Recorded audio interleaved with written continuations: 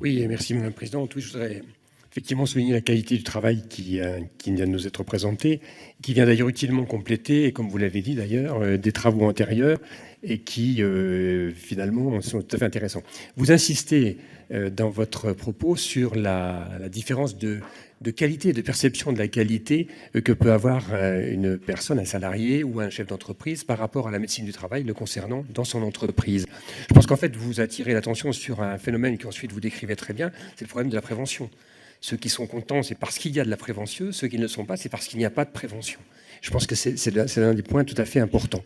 Alors, il y a beaucoup de points qui mériteraient un débat. La structure nationale, avec est-ce une nouvelle recentralisation, les écoles de santé, les missions des CARSAT, l'inspection du travail, tout ça mérite un débat de fond que nous aurons, j'espère, en temps et en heure. Je voudrais insister sur 3 points très rapidement.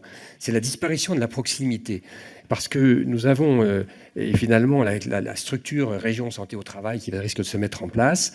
Mais nous avons actuellement 250, à peu près 250 services de santé au travail interentreprises et, je crois, 640 services de santé au travail autonomes, qui correspondent vraiment à un soin apporté à environ 18 millions de salariés. Et je pense que c'est quand même extrêmement important d'avoir cette qualité et cette proximité. Le deuxième point, c'est le financement, la cotisation unique. C'est une simplification, mais à terme, quel va être l'équilibre entre les cotisations accident du travail AT-MP et de l'autre côté, la cotisation service de santé? Est-ce que ça ne risque pas d'entraîner une dérive d'un côté ou de l'autre? Et le troisième point, c'est finalement la gouvernance.